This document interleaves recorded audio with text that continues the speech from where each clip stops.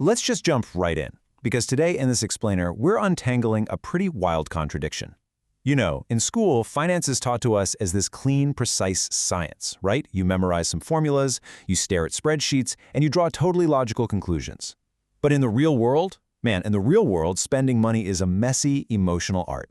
It's actually way less about the numbers in your bank account and entirely about the stories we tell ourselves in our heads.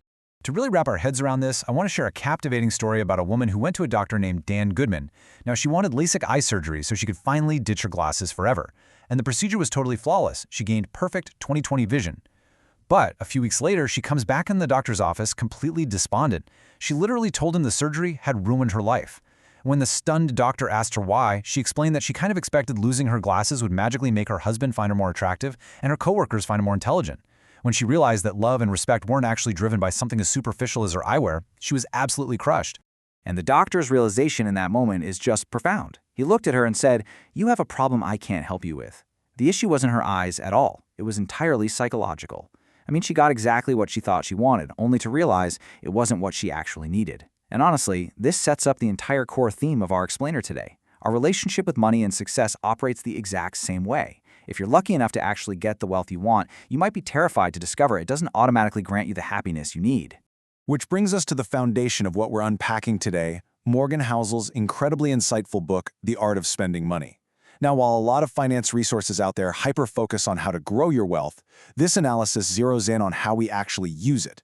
The ultimate takeaway here? Understanding our own emotions, our biases, and our deep-seated fears is the absolute key to making the most out of whatever wealth we manage to acquire. Section 1. The Illusion of Spending. Before we even look at the numbers, I want you to deeply reflect on why you buy what you buy. Are you genuinely seeking joy, or are your purchases doing something else entirely? Author Morgan Housel shares this unbelievable story to highlight exactly this. Back when he was a 19-year-old college student, he was working as a valet at this 5-star hotel in Los Angeles. And one day, the hotel hosted an ultra-exclusive invite-only furniture show for the city's wealthiest people. Housel and the other valets overheard this man chatting with a friend, casually mentioning that he had just dropped $21,000 on an armchair. To a bunch of young valets, spending half of an average household's yearly income on a single piece of furniture to sit on was just completely inconceivable. Well, the wealthy man noticed their stunned faces, and his response was honestly legendary. He goes, "Boys, I know, it's crazy, but when you have money, this is what you're supposed to do." Just let those words sink in for a second. Supposed to do. Did this guy actually even like the chair? Or was he just blindly selling himself as a slave to society's expectations of what rich people are supposed to buy? Section 2. Money. Tool or yardstick? So, this brings us right to the central dichotomy of the book. There are fundamentally two paths you can take with your wealth. You can use it as a tool to build a better, more independent life for yourself, providing things that genuinely make you happier, or you can use it as a yardstick to measure your status against everyone else. Using money merely to show other people how much money you have is an incredibly fast way to go broke, and quite frankly, a wildly expensive way to try and buy respect. Benjamin Franklin actually hit the nail on the head centuries ago. He said, "Many a man thinks he is buying pleasure when he is really selling himself a slave to it." If you're stuck on this endless, mindless treadmill, chasing wealth just to keep up appearances, well, you aren't the master of your money anymore. You're being held captive by it. Section 3. Why crazy spending makes sense. So if it's a trap, why do so many of us fall into it? Well, the truth is, we should never make fun of how someone spends their money because they learned it from living. There's this fascinating insight from social workers in the foster care system. They deal with kids who exhibit terrible behavior at school, getting into fights, skipping class, you name it. It's so easy to judge them from the outside. But the social workers have a saying, all behavior makes sense with enough information. When you realize those kids grew up without security or love, stuck in constant survival mode, their erratic behavior suddenly makes complete sense. Well, the exact same principle applies to how adults spend their money. Past traumas and experiences deeply dictate present behavior. And we can actually see this play out on a massive historical scale. Think about the 1920s.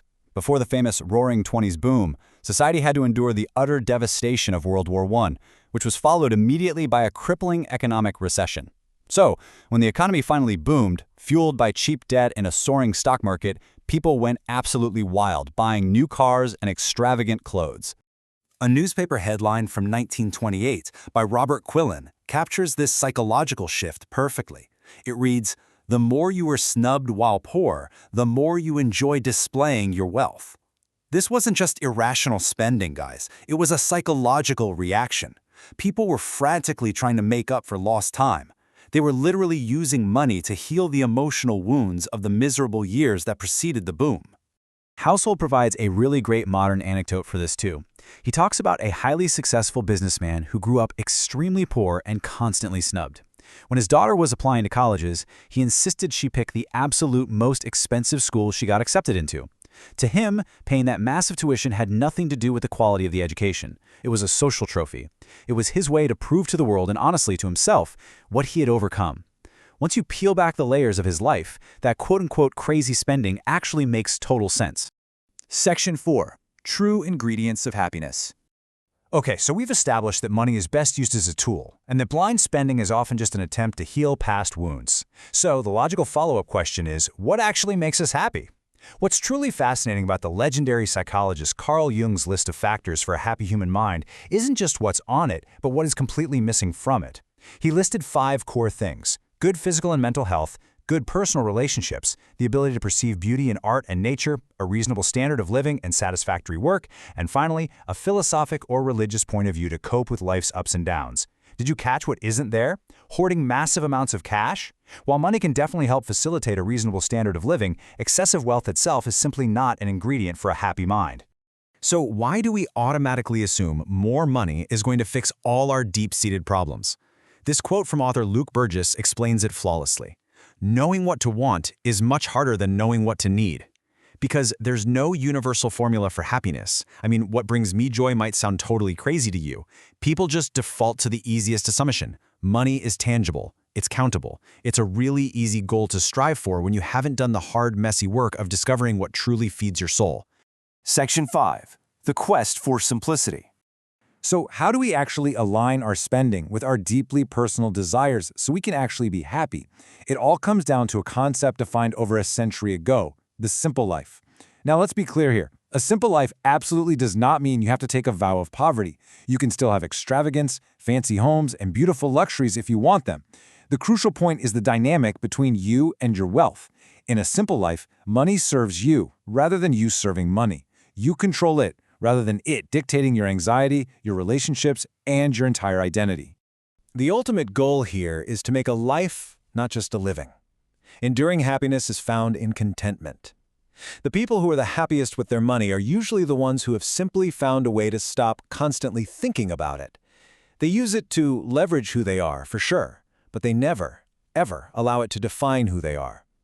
As we wrap up this explainer, I want you to sit back and reflect on one really powerful thought based on everything we've uncovered today. Think about your own habits, your goals, and maybe even your latest purchases. Are you owning your things, or are your things owning you?